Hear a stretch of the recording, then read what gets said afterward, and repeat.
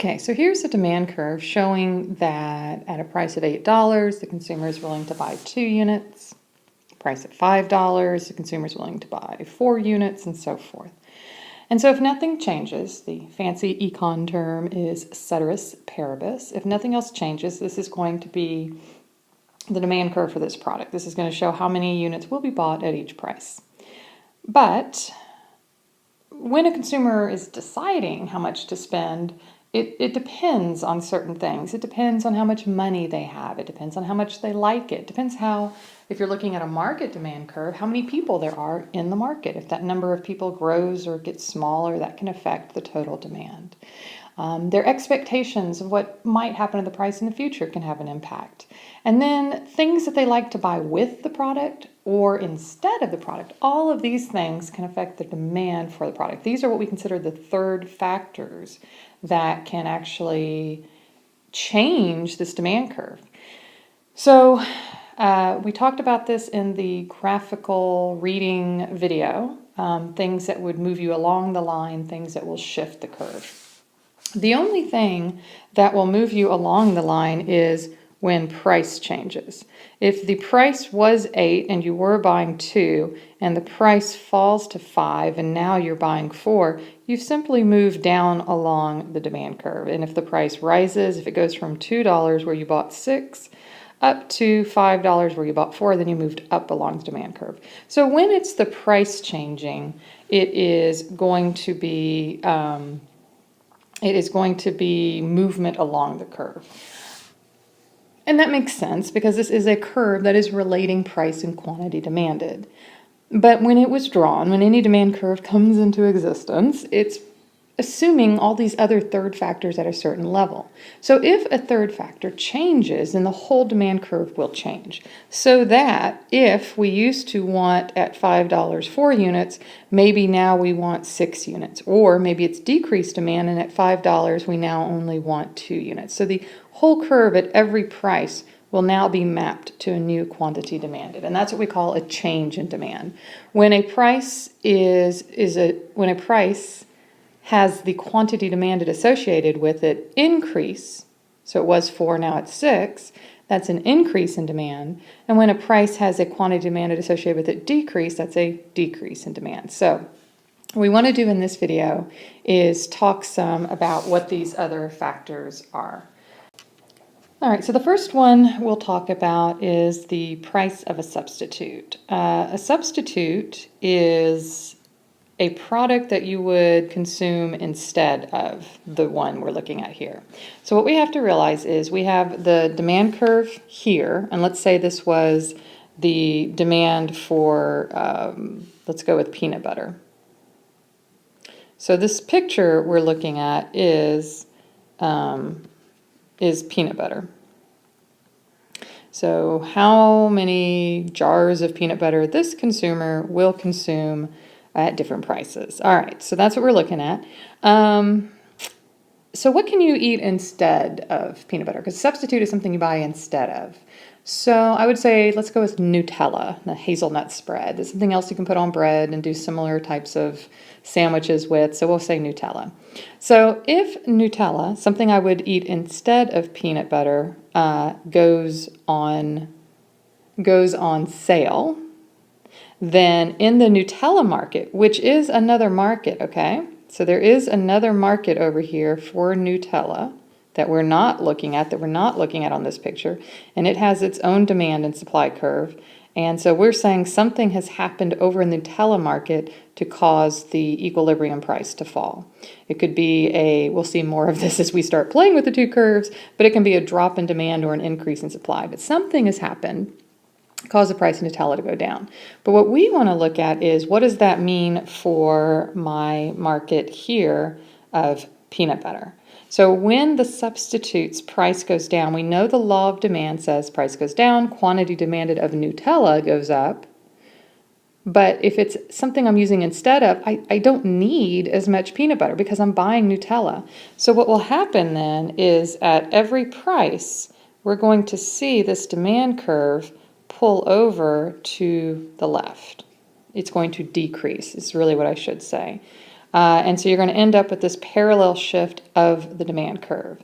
And that's what will happen when the substitute's price decreases. So think about what that would mean if the substitute's price increases. If that means Nutella gets more expensive, I'm not going to buy as much Nutella. I'm going to need more peanut butter at every price, and you would see an increase in the demand. Okay, so the next factor we want to look at is the expected future price. Okay, this is probably the trickiest one. Let me just give you a heads up on that. But what we're basically doing here with this idea is shifting our timing of consumption. So now let's go ahead and stick with the idea that we're looking at the market for peanut butter. And apparently peanut butter is just really important to my diet. So to the point where if I have an expectation, like there's a pattern to how they price the peanut butter, they tend to put it on sale at certain times. Maybe it's a summer food and, it's probably a back to school food. So let's say August, September is coming up and I just know they're going to put that peanut butter on sale. So I have this expectation, it's say June right now, and I have an expectation that the price of peanut butter will fall in a couple of months. So what does that do for my demand for peanut butter today? And that's the key question with expected future price. Your market that you're looking at here is the market for peanut butter today. You have some expectation of the future market for peanut butter where the price is going to fall. Okay, and when that price falls, you expect that you will be increasing your quantity demanded. So I know I'm going to be stocking up, let's say, in a few months. What does that do today for my demand? And so what we're going to see then is at every price, instead of wanting, say, 4 units at $5, I might only want to get 2. And let's see, what do we got here? At $2, I would buy 6 normally, but now because I know I'm going to be stocking up in a few months, I might only buy 3. So what you end up with then is a decrease in the demand curve because I expect the future price to be lower in the future. So obviously then, if I have an expectation that the future price will be higher, I'm going to buy as much as I can right now, and I'm going to increase demand right now so that I can, not have to pay and not have to buy so many when the price goes up. Okay, so the third factor is pretty straightforward. This is the demand for peanut butter. We'll pretend that this isn't just my personal demand, but this is a market demand. It's based on there being a certain amount of people. When there's this many people at $5, people are willing to buy 4 units. If you double the number of people and they all kind of feel the same way about peanut butter, it's reasonable to think that they'll buy twice as much peanut butter. So as population goes up, the demand will increase. As population decreases, demand will decrease. Demographics is simply a subset of the population. So you could be given a problem where you're told that there's a new baby boom, so a lot of children are being born, and the demand you're looking at is the demand for bouncy castles that people use at birthday parties. So if there was a lot more babies being born, like that's a new change in the demographics, then you would expect that the demand for bouncy castles would go up as well. The next one is tastes and preferences. This is based on the idea that consumers have some preference, a taste for a particular product. If we again go with peanut butter, the reason that they are buying 4 units at $5 is that's what satisfies their taste and preferences for peanut butter. Things can change, and they can have a significant change in your taste or preferences. The cliche example we use is they discover that peanut butter causes cancer. So all of a sudden, nobody wants to eat peanut butter. And so you would see that at every price, there would be a definite decrease in the number of jars of peanut butter sold. So at every price, you would see a decrease in the quantity demanded, and you would get the shift in the demand curve, a decrease in demand. And of course, you could always have a positive change. They discover it's a cure for cancer, or it helps you lose weight, and suddenly there's a significant increase in the demand for peanut butter. Gluten-free is a big thing these days, and so that's been a real change in the consumer's taste and preferences for things that have gluten. In general, been a decrease in demand for things that have gluten. The fifth factor we're going to look at that has an impact on shifting demand is income. With income, when this demand curve, as we see it here, was drawn, it was based on the consumers having a certain income.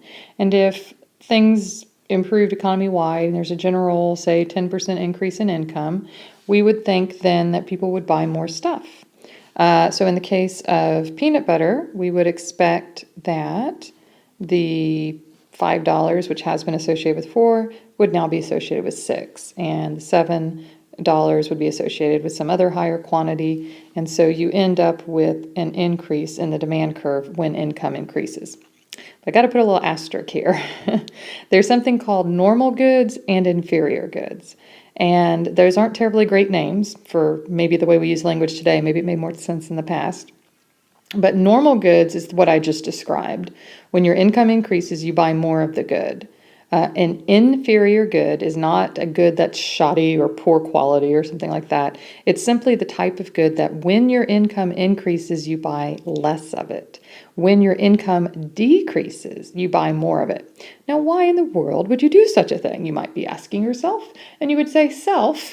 It's because these are goods that I'm buying because it's all I can afford. But if I could afford something better, I would. So the cliche examples would be macaroni and cheese or ramen noodles. There's a good one. So you're a poor graduate student. You're trying to just eat and not die. So what money you have, you do spend on ramen noodles. However, once you get an increase in income, you don't go splurge out on ramen noodles. You decrease your demand of ramen noodles and take your money and put it towards the stuff you've really been wanting all along. And that's the idea of inferior goods. So, picture I just drew here would be, as you see, the demand is increasing. This would be because your income increased, and this product that we drew a picture of is a normal good. However, to get this picture with an inferior good, this would actually be a picture of your income decreasing, and therefore I'm buying more of this inferior good because I gotta have something. Okay, last factor to shift demand is the price of a complement. We did substitute to start out. Now we're doing complement. The difference between those two is substitute is something I eat or buy instead of the product of the picture's demand curve that I'm looking at, and complement is something I would buy with it. So since we're doing peanut butter, let's say this is the demand curve that we're looking at right now for peanut butter. Then we did a substitute was Nutella, something I would buy instead of peanut butter. But now we want to talk about a complement. And a complement would be something I eat with peanut butter, which I'm sure you're already racing ahead and thinking, ooh, jelly. Jelly is something I eat with peanut butter. So again, you can imagine that there is a demand curve over here for, let's do that in white, for jelly. Right? And this is not, like if this is a test question, I'm not asking about this market over here for jelly that has some sort of price going on, but it does exist. And so for reasoning it out, you can think about, okay, so the price of jelly, let's have it go down. And we know law of demand, price goes down, I'm buying higher quantity of jelly. The idea with a complement is, what am I going to do with all this jelly if I don't have any peanut butter? If you're someone who wants to have jelly with your peanut butter, then all this extra jelly has increased your need for peanut butter at every price. So now we'd be looking at, say, $6, which used to be, well, okay, let's not do that one. $5, which used to be associated with 4, would now be associated with 6. And $2, which used to be associated with a quantity of 6, is now associated with 8. So at every price, when the complement price goes down, my demand for peanut butter will go up. Okay, so we have seen then the 6 things that will shift demand. You can figure out how to memorize them any way you want. Let me just point out something maybe not too appetizing, but is kind of helpful.